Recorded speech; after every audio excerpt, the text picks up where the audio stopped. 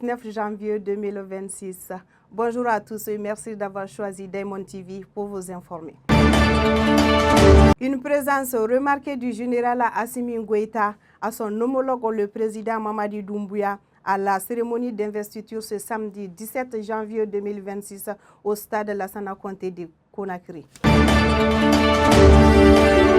La Direction générale des impôts a mobilisé 1401 milliards de francs CFA en 2025, dépassant l'objectif initial de 1387 milliards sous la conduite de Amadou Fall Ndiaga. La Direction générale des impôts confirme son rôle stratégique dans le financement des politiques publiques et la souveraineté économique du Mali. Le Conseil des ministres présidé par le général d'armée Assimi Goïta, président de la transition en présence du Premier ministre Abdoulaye Maïga, a adopté le projet de décret portant l'approbation de la stratégie nationale de cybersécurité du Mali et son plan d'action 2026-2030. Cette initiative vise à garantir un cyberespace sûr et sécurisé, à renforcer la culture de cybersécurité et à protéger les systèmes d'information stratégiques du pays.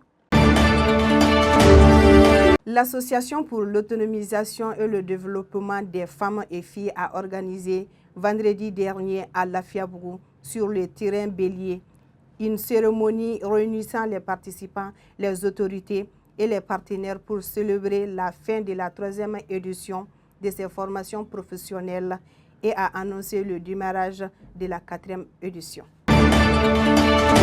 Au terme d'une finale épique et héroïque, les Lions de la Teranga ont décroché leur 2e Coupe d'Afrique des Nations en battant le Maroc de 1-0 après prolongation au bout d'un match d'une intensité rare. L'émotion dépasse le cadre du sport à Dakar. Le final a été suivi par le président de la République et le premier ministre Ousmane Sonko avant le feu vert populaire spontané devant le palais de la République, symbole d'unité et de fierté nationale. Le TikTok, Snapchat tourne au cauchemar. L'urgence de protéger nos jeunes filles face aux dérives du web. L'explosion des réseaux sociaux au Mali offre des opportunités d'entrepreneuriat et de savoir sans précédent, mais l'envers du décor est alarmant. Face à cette clameur numérique, la loi sur la cybercriminalité ne suffit plus. La solution réside dans une véritable éducation à l'éthique web. Il est crucial d'apprendre à nos enfants que l'Internet n'oublie jamais et que la dignité ne doit pas être sacrifiée sur l'autel de la rivalité. C'est ce qui met fin à cette flash info. Merci à vous de l'avoir suivi. Restez connectés sur Diamond TV.